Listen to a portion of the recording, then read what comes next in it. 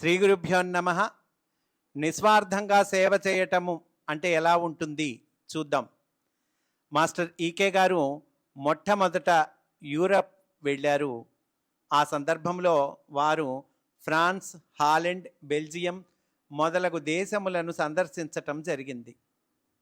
అచ్చట master CVV గారిని గురించి, వారి యోగానుష్ఠాన విధానమును గురించి, మన భారతీయ సంస్కృతిని గురించి ఉపన్యసించారు.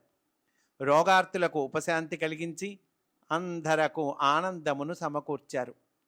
ఆ సమావేశములు అచ్చటి వారికి ఎంతో సంతృప్తిని కలిగించినాయి. వారి శరీరమునకు సంబంధించిన బాధలు తొలగుటయే కాక ఆ సమావేశములకు హాజరైన శిష్యులకు మానసికమగు వికాసము ఎక్కువగా లభించింది. భారతీయమగు యోగానుష్ఠానమును గురించి వారు చక్కగా తెలుసుకోగలిగారు. అక్కడ ఈ సమావేశములకు హాజరైన వారంతా సమావేశానంతరము ఎంతో కొంత వారికి తోచిన ధన సహాయము చేయుట పరిపాటి. అట్టి సత్సంగాలు తరచూ జరగాలి అనే అభిప్రాయంతోనే వాళ్ళు చందాలు ఇచ్చేది. అలా సమకూడిన ఆ ధనము నుండి సభా కార్యక్రమములు నిర్వహించుటకు ఖర్చులకు కొంత ధనమును వాడారు. అలా వాడుకొనగా ఇంకా కొన్ని లక్షల రూపాయల సొమ్ము మిగిలినది. మాస్టర్ గారు భారతదేశమునకు బయలుదేరు సమయమున అక్కడి శిష్యులు కవర్లో పెట్టి ఆ డబ్బును మాస్టర్ గారికి అందించారు.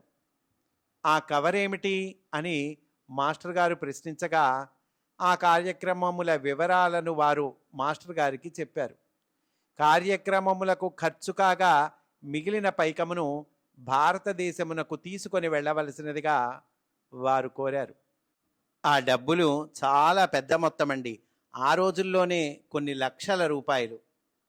కానీ అందుకు మాస్టర్ గారు వారికి చక్కటి సమాధానం ఇచ్చారు. ఏమన్నారంటే, నన్ను మీరు కోరినందుకే నేను ఇక్కడకు వచ్చాను.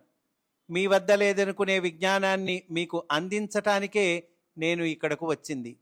అలాగే అందించాను. ఇక ముందు కూడా నేను ఇక్కడకు వస్తాను. నాకు తెలిసిన మంచి విషయాలు మీకు చెబుతాను. అదే మన సంబంధము. ఇందుకు మీ నుంచి ఏమీ కోరి రాలేదు, అలా కోరి రాను కూడాను. నేను కేవలము మీకోసమే మళ్ళీ వస్తాను. మీరెప్పుడూ ఇక ఇలాంటి తప్పు చేయకండి.